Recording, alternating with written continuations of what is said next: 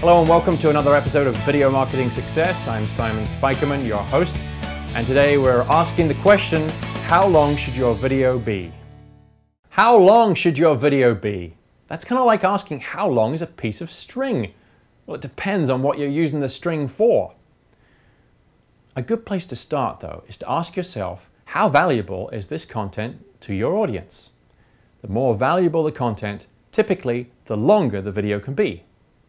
A good place to start is to ask yourself, are you teaching or are you selling? If you're teaching with your video, then you can typically be longer than if you're selling.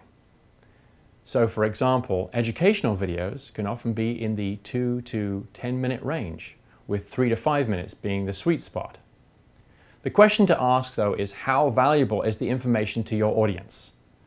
If the information is really valuable and you have a topic that is very, very niche and is not covered a lot elsewhere, then you can be a little longer. If it's elsewhere a lot, then you might be asking, why cover the topic? When you do create educational videos though, you don't want to cover too much ground in one video because people will tend to get lost or they'll forget information. So if you've got multiple points to make, consider making multiple videos.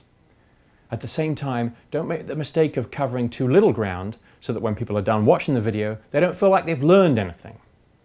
Now, when it comes to videos in the sales cycle, you're selling videos, then typically the length of the video is actually going to be dependent on where you're at in the customer sales cycle.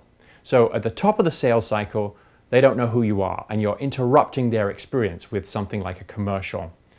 That's why a commercial needs to be short, 30 seconds, and online, 15 seconds works even better because you're interrupting the viewer's experience. They were doing something else and you're interrupting them to tell them who you are and sell them on yourself.